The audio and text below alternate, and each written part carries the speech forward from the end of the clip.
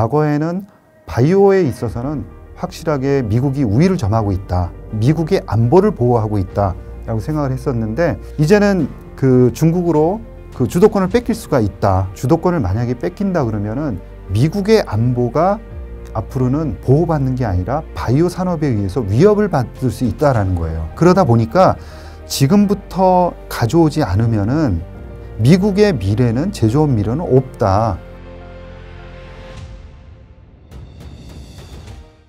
이제 하반기에 미국에서는 대선이라는 또 큰 이슈도 있잖아요. 네. 그래서 슬슬 이 대선 관련해서 누가 당선이 될까, 당선이 된다면 또 제약바이오에는 어떤 영향을 줄까, 이 부분도 슬슬 좀 체크해봐야 되지 않을까 싶어가지고 여쭙고 싶은 게 최근에 제가 이슈를 보니까 트럼프가 당선이 된다면 이라고 하면서 AI와 이 바이오 쪽으로 보조금을 지원할 거다라는 전망이 나오더라고요. 그래서 저는 트럼프가 바이오 쪽으로? 그래서 조금 이 부분은 대표님께 여쭤보고 싶다라고 생각을 가져가지고 이 부분을 여쭙고 싶은데, 실제로 트럼프가 당선이 된다면 바이오 산업의 성장을 좀 기대해 볼 수 있을 것인지 좀 궁금하네요. 사실 뭐 바이든이 되든 아니면 트럼프가 되든 이제 바이오 산업에 대한 중요성 이런 것들은 이제 계속 강조될 수밖에는 없는데요.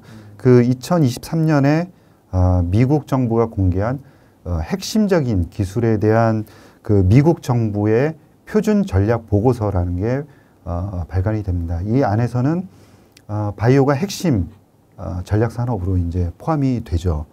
그럼에도 불구하고 보조금을 받거나 이런 것들은 진행이 안 됐죠. 반도체 같은 경우에는 보조금이 지급되는 상황이지 않습니까? 네네. 네, 그래서 향후에 이 바이오 쪽에서도 보조금이 지급될 가능성은 있다, 이렇게 이제 저는 보고 있고요.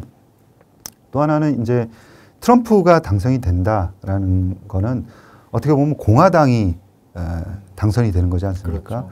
그런데 재밌는 게 이 그 빅파마들, 큰 그 자금을 굉장히 많이 들고 있는 이 빅파마들을 보면은 연구개발에 거의 빅파마 10대 기준으로 보면 14조 원 정도를 쓰거든요, 1년에. 그런데 마케팅 비용으로는 28조를 씁니다. 그러다 보니까 이 마케팅 비용 중에서 일부는 다 정치권으로 들어가는데 그 중에서 들어가는 비중이 공화당이 한 7, 80%, 그 다음에 민주당이 20, 30%입니다. 그러다 보니까 공화당 쪽에서는 당연히 바이오 산업에 우호적인 정책을 내놓을 가능성이 굉장히 높은 거죠. 그래서 당으로 본다 그러면 이제 공화당이 훨씬 더 유리할 수밖에 없다, 환경이.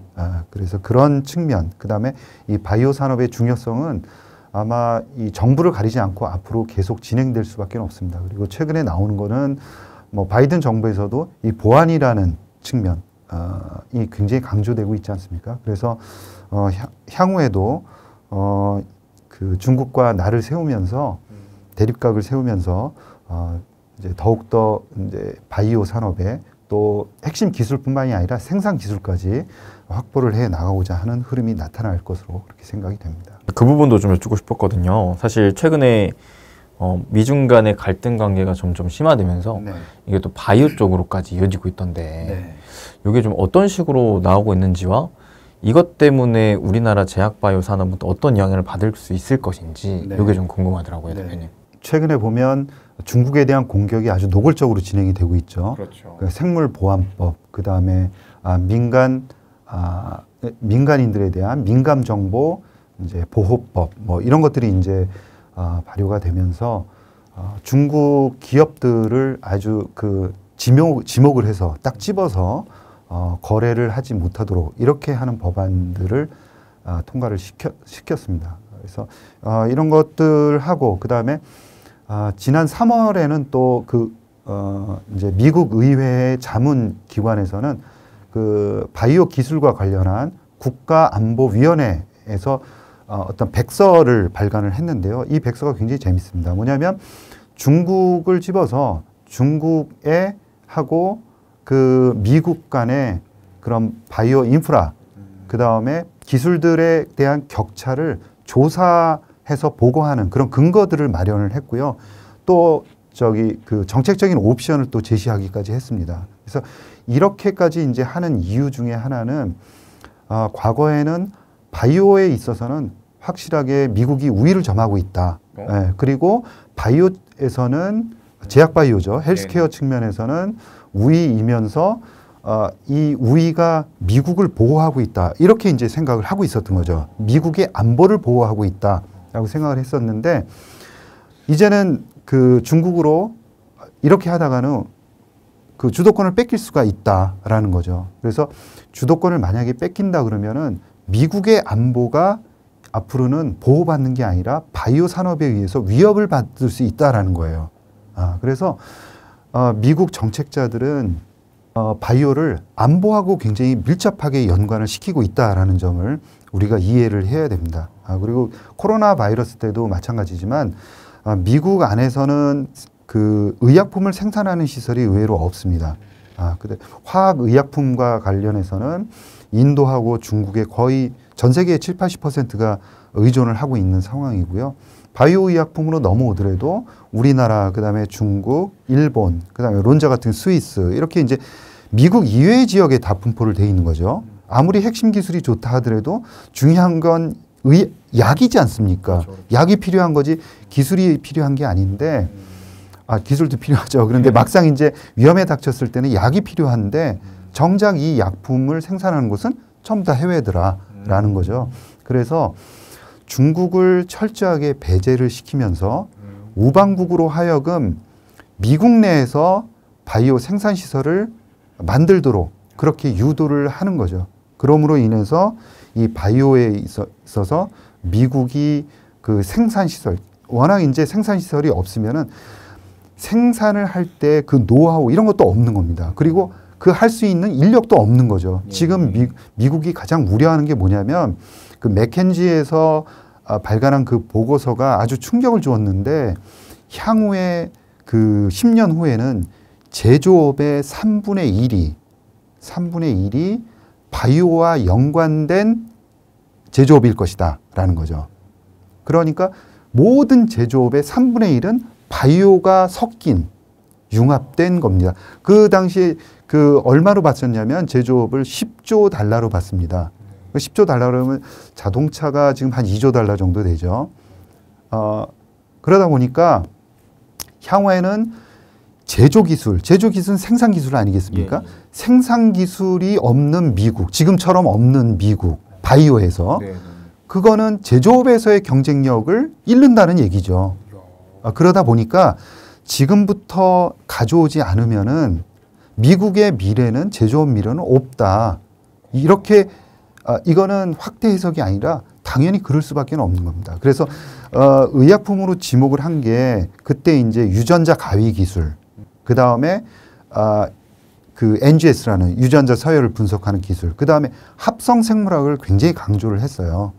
그래서 이러한 기술들이 아마 향후에 이제 제조업에 부흥이 있느냐 없느냐 하는 거죠. 그래서 향후의 제조업은 바이오 산업이 결정할 가능성이 대단히 높고 그것은 생산 기술이 결정합니다. 그래서 합성 생물학 같은 경우에는 철저하게 생산 기술입니다. 그것을 이제 생산할 수 있는 그 생산 노하우가 대단히 중요한 거죠. 그래서 미국이 지금 고민을 하고 있는 것은 아주 먼 미래에 이런 방향으로 가다가는 미국하고 중국하고의 격차가 너무 크게 벌어진 게 불을 보듯 화난 겁니다. 그래서 생산을 가급적 미국에다 해라라는 거고요.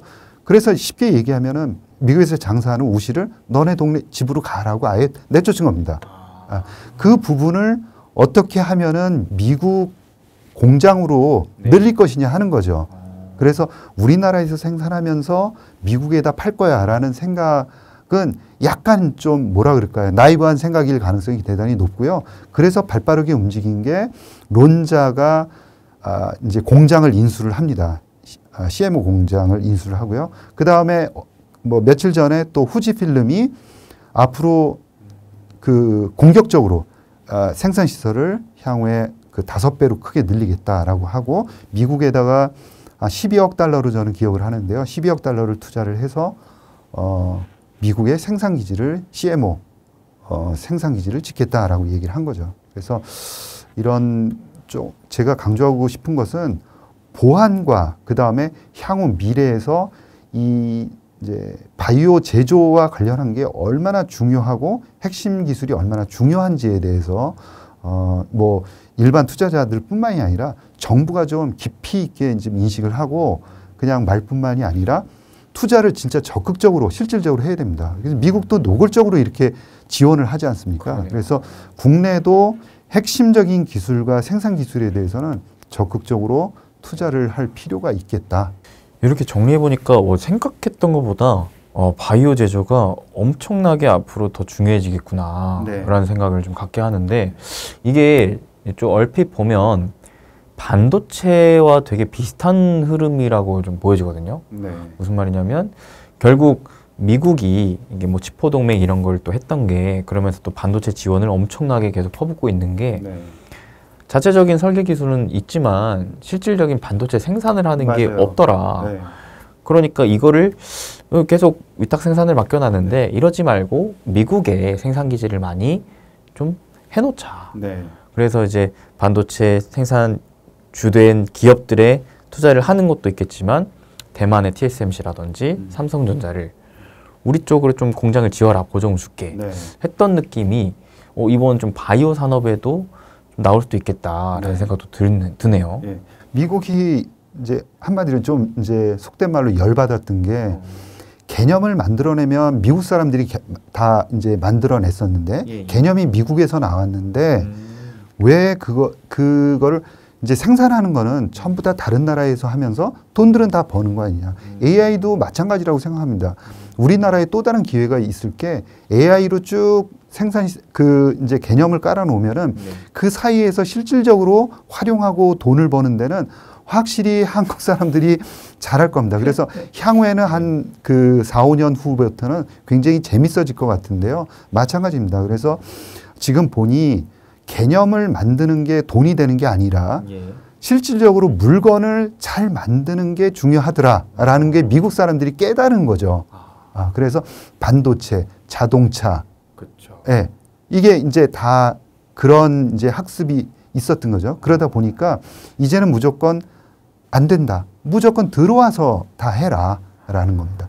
그래서 고용이 계속 높게 나오는 이유 중에 하나가 앞으로는 고용이 잘 나오는 거죠. 그러다 보니까 사람들이 돈을 잘 쓰고 그러다 보니까 소비가 계속 안 줄어드는 이유 중에 하나가 예, 그렇게 연결이 되는 거죠. 이게 그래서 사실 경제적으로도 미국이 이런 식으로 계속 리쇼어링 하니까 네. 이 고용도 좋아지고 경기도 좋아져. 그러니까 사람들이 돈을 쓰니까 물가도 높아져. 네. 그러니까 이거 뭐 금리가 단기간에 급격히 낮아질 수가 있겠느냐. 네. 이렇게까지도 가는 거 아니겠습니까? 예, 그래서 아까 말씀드린 대로 금리가 빠른 속도로 내려가기를 원하기보다는 네. 아마 옆으로 쭉 횡보하는 구간에서는 이제 바이오 기업들 중에서는 그 정도 환경에서는 위로 튀는 기업들이 굉장히 많이 나올 거예요. 과거 비교했을 때 지금 수준이 그렇다고 엄청 높은 수준도 아니니까. 맞아요. 그리고 이 정도에서는 그냥 바이오에 괜찮은 그런 기술 가진 업체에다가는 투자를 하고 싶어라는 생각들이 이제 점차 들 거거든요. 그래서 금리에 대해서 막 놀래거나 그러지는 않지 않습니까, 이제는? 그쵸. 예, 어느 정도 내성이 생겼고요. 기업들은 자금만 들어오면은 그 이제 발전 속도는 훨씬 더 그거보다 빠를 수 있다. 할 것들이 굉장히 많다라고 생각을 해요, 저는. 예. 그래서 금리의 내성이 생기면서 이제 그 금리하고 그다음에 그 바이오텍하고의 주가의 그런 내성, 서로 간에 이제 엇갈린 방향들이 조금씩 뭔가가 이 틀이 깨지는 그런 형태가 나올 수도 있다라는 게 제가 가지고 있는 생각입니다. 그래서 사실 저번에 대표님께서 나와주셨을 때 이 자본력이 되게 중요하다는 얘기도 해주셨잖아요. 네. 그래서 지금 현재 금리 수준이 이어진다고 봤을 때 이게 자본력이 마를 만한 기업이느냐 아니면 좀 자본력이 그래도 한 2년, 3년 좀 여유가 있는 기업이느냐 예. 이런 걸 좀 잘 볼 필요가 있다라고 해주셨는데 네. 그 부분은 앞으로 사실 더 중요해질 수 있겠네요. 그렇습니다. 지금 우리나라 업체들 보면 작년 말 기준으로 제가 이제 조사를 해본 결과에 이제 현금 가용 연수 그러니까 지금 가지고 있는 돈으로 몇 년을 버틸 수 있느냐 하는 건데 평균 40개 종목을 그 안에서 이제 뭐 거리가 정지된 기업들이 있어요. 한 4개 정도를 빼고 나면은 아마 돈을 잘 버는 업체들, 그 업체들까지 빼면 한 34개 업체들 중만 이제 계산을 해보면 2년 정도로 계산이 됩니다. 그게 작년 6월에는 0.8년까지 떨어졌었어요. 그래도 많이 늘은 거네요. 예, 많이 늘었어요. 그리고 많이 늘기도 했지만 거래 중지된 업체는 제가 뺐습니다. 그러다 보니까 네. 약간 이제 숫자적으로 올라간 측면이 있어요. 그렇지만 남아있는 업체들은 좋아졌습니다.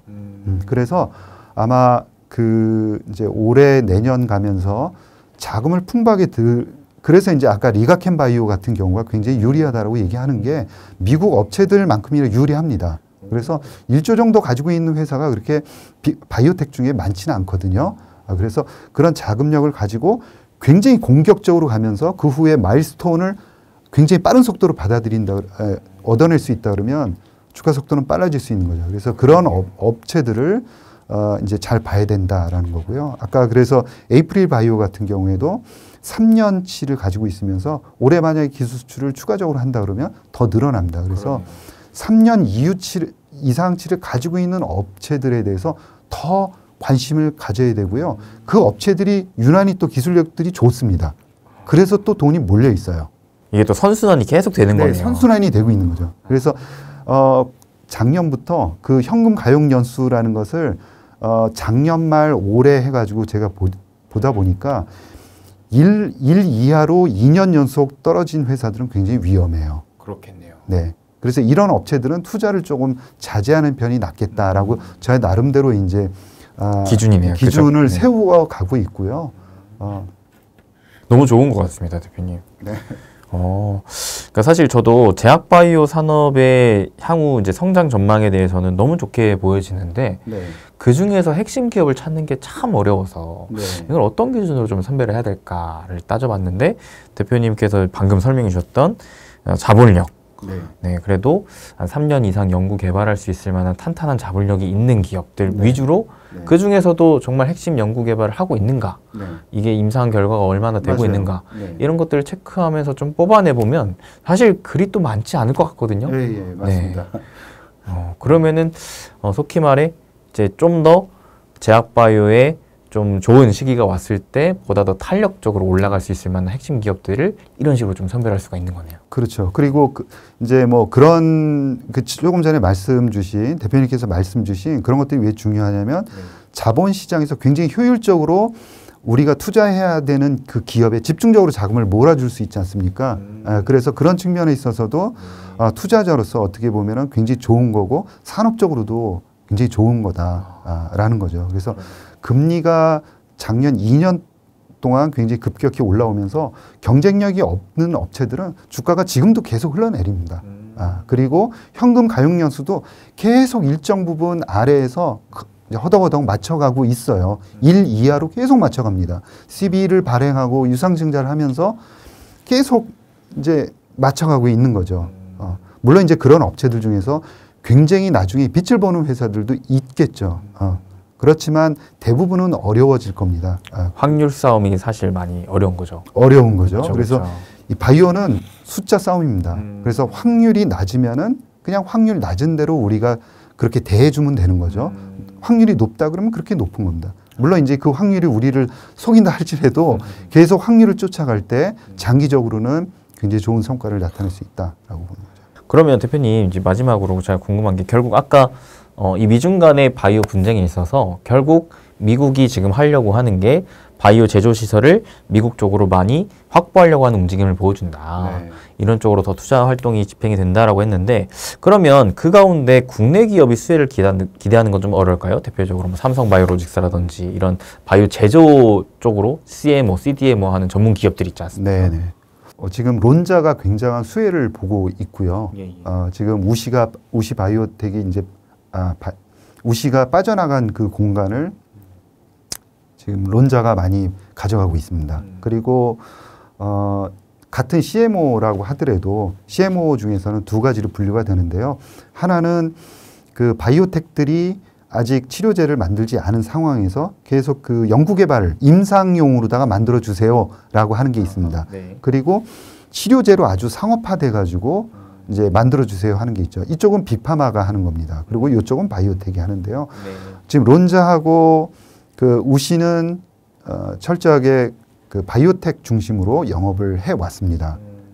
그리고 삼성은 아시는 것처럼 대기업 중심으로 해서 그렇죠. 해 왔습니다. 그러다 보니까 이제 그 삼성 바이오도 결정을 해야 됩니다. 이 빈 공간은 바이오텍들이 이제 남아 있는 거거든요. 우시가 빠져나가면서 이제 고객들이 바이오텍 고객들이 남아 있는 겁니다. 네네. 요거를 론자가 많이 가져갈 텐데 이 시장을 먹으러 공격적으로 들어갈지 말지를 결정을 해야 되는 거고요. 아직까지도 미국 쪽에 적극적으로 투자할지 그런 내용에 대해서는 아직 밝히지는 않고 있는데요. 이제 삼성 바이오로직스가 아마 셈법이 굉장히 복잡하지 않을까 그런 생각을 하고 있습니다. 야, 이 삼성이 지금 정말 중요한 선택을 해야 되는 게 크게 바이오도 있겠지만 반도체도 있고. 있죠. 야. 결국은 미국으로 들어가야 되지 않을까 그런 생각이고요. 아마 미국 공장도 부지를 선정하려 이제 한다라는 얘기를 벌써 뭐 1, 2년부터 하고 있었습니다. 그래서 아마 짓는다는 얘기도 곧 나오지 않을까 그런 생각도 해봅니다. 예, 또 반대로 생각해 보면 그만큼 미국은 지금 삼성을 필요로 하겠다고도 보여지는 것 같아요. 그렇습니다. 이제 생산 기술에 있어서는 워낙 이제 삼성이 잘 하고 있지 않습니까? 네네. 그래서 보조금을 보조금이 중요한 게 아니라 일단 들어오면은 대부분의 아마 이익이라든가 이런 것들은 아마 그 안에서 미국 안에서 다시 이제 순환되도록 할 겁니다. 그래서 실질적으로 뭐 국내 투자자들이 어느 정도 이익을 받고 국내 한국이 얼마나 이익을 받을지는 잘 모르겠어요. 그런데 어쨌든 미국 쪽에 가서 영업을 하지 않으면 기회조차도 없고 소외당할 가능성이 있기 때문에 뭐 대부분은 미국으로 진출하지 않을까 그렇게 결정하지 않을까 싶습니다.